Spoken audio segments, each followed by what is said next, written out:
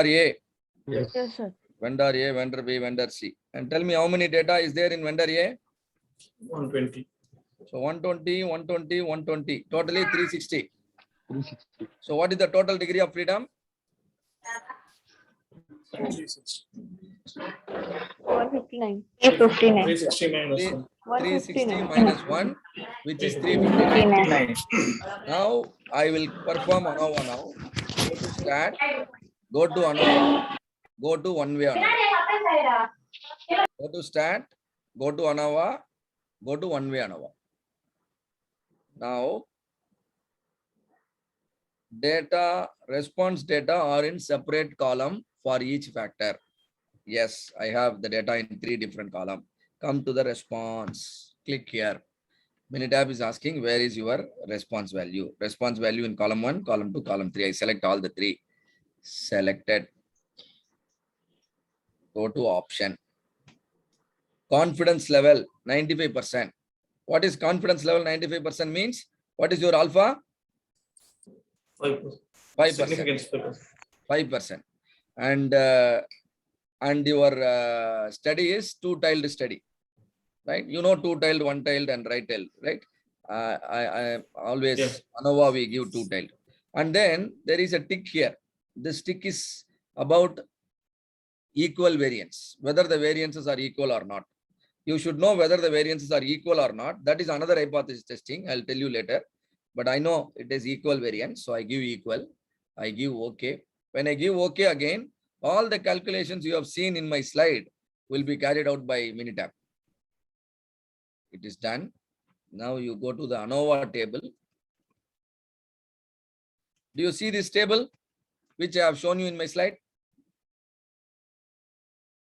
Yes, sir.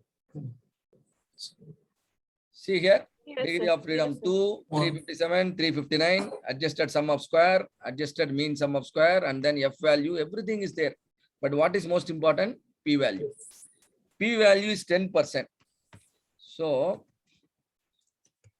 P value is 10%, 10%. I will say P value is more than 5%. More than 5%.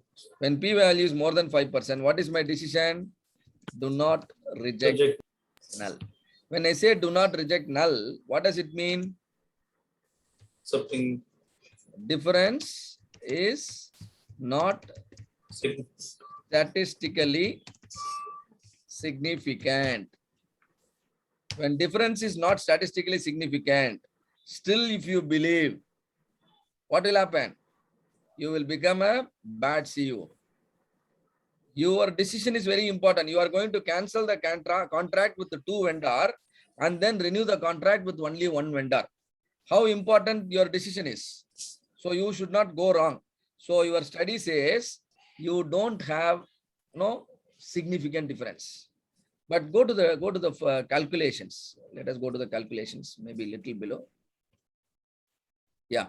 See here, vendor A. What is the average transaction time of vendor A? 5.7 on 4. 5.7. Vendor B 6A. Vendor C 5.9. Who has consumed lower average or lower transaction time? A or B or C? A. And for that matter, can you renew the contract with A and cancel the contract with B and C? If you are a normal guy, we will look at the data and we will say 5.7 is lower than 6. Am I right? And 5.7 is lower than 5.9 also. So who should be renewed the contract? A or B or C? Yeah. A. But ANOVA says don't do it. Do you understand how the tools are helping you? ANOVA says don't do it. Why it is saying don't do it? The difference is not significant enough. If somebody repeats the evaluation, you have a 10% chance that you will go wrong. Do you want to give such a chance to others? Do you understand my point? If somebody repeats the test, what is the percentage you are leaving for others to get a different answer? 10%. But what is the permissible level? Only 5%. Only 5%. When you say it is only 5%, even if somebody repeats the study, 95% of the time, they will align with your decision. If everybody align with your decision, then you are the good CEO. But if people are not able to accept your decision, then your decision making is wrong, isn't it? So we don't want you to make a wrong decision, and that is why we always want you to use the tool called p-value.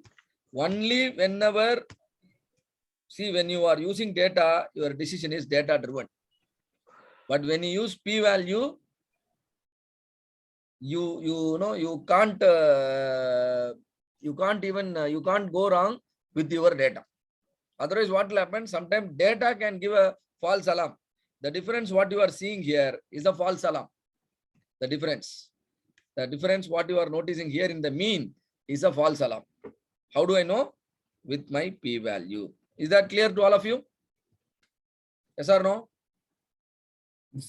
Yes, sir. Yes, sir. So always p-value is required. Generally, we say data is required. Now what is that we should say?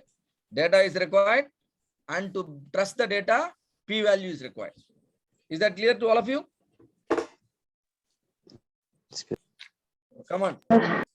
Your decision should be data driven, and your decision should come with 95% confidence. When you want your decision to be data driven, just believe every data. When you want 95% confidence level, believe data that has a p-value of less than 5%. Perfect? I'm not getting Yes, yes. sir. So that's all about ANOVA. Any questions?